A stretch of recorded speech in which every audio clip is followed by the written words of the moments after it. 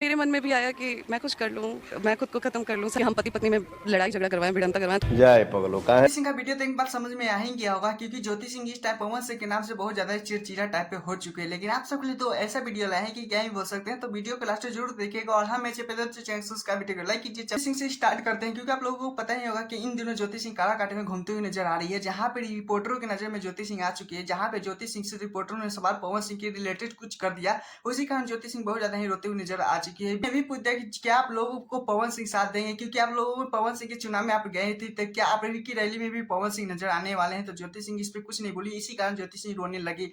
वहां पे कहीं बहुत तरीके से ज्योति सिंह बोलने लगी कि जी कहता है कभी कभी मैं मर जाऊं, क्योंकि उनका पिताजी का भी तबियत खराब है। सिंह इस टाइम किस तरह से संघर्ष करके काराकाट में घूमते नजर जा रहे हैं, जी ज्योति सिंह ही जानती है। क्योंकि आप लोगों को पता है जब ज्योति सिंह ये मरने वाली बात बोले तो सोशल मीडिया पे अफरा तफरा मच गया। ज्योति सिंह के चाहने वाले भी बहुत ज्यादा कमेंट करने वाले कि क्या ऐसे ज्योति सिंह कैसे बोल सकती है, क्योंकि उनके साथ मैं भी खड़ा हूँ।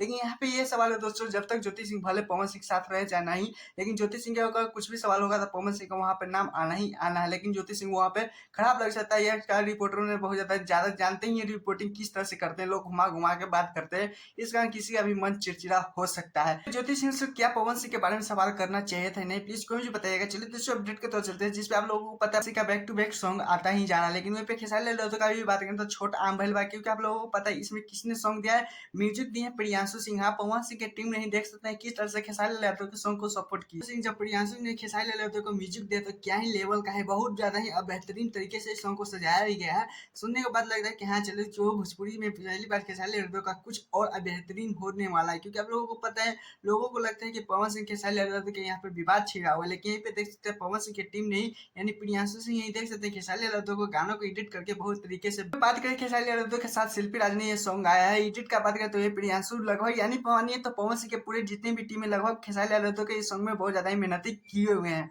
लेकिन यहीं पे बात करते हैं बैक म्यूजिक से ये सॉन्ग रिलीज होता है, लेकिन अभी 15 खेसारी लाल यादव के साथ नीलम गिरी बहुत ज्यादा एक्टिंग करते हुए नजर आ रहे हैं, जिसमें नीलम गिरी का भी बहुत ज्यादा ही तारीफ हो रहा है ये सॉन्ग में, क्योंकि इसे बेहतरीन लोकेशन बेहतरीन डांस ये सब बहुत ज्यादा मिस हो रहा है। क्योंकि आप लोगों ने नहीं देखा तो जाके देखिएगा, और सुन चुके हैं तो प्लीज बताइएगा कि क्या खेसारी लाल यादव का इस सॉन्ग में कितना अच्छा एक्टिंग है। सॉन्ग सुने ये नहीं प्लीज कोई भी बताइएगा, लेकिन ये भी बताइएगा कि क्या खेसारी लाल यादव के सॉन्ग में देख सकते हैं पवन सिंह की लगभग टीम सारे मेहनत किए हैं। तो ये सोचने वाली बात है, ये नहीं प्लीज कमेंट में ये भी बताइएगा। और हाँ, मैं चैनल सब्सक्राइब लाइक कीजिएगा। टाटा बाय बाय, फिर नेक्स्ट वीडियो।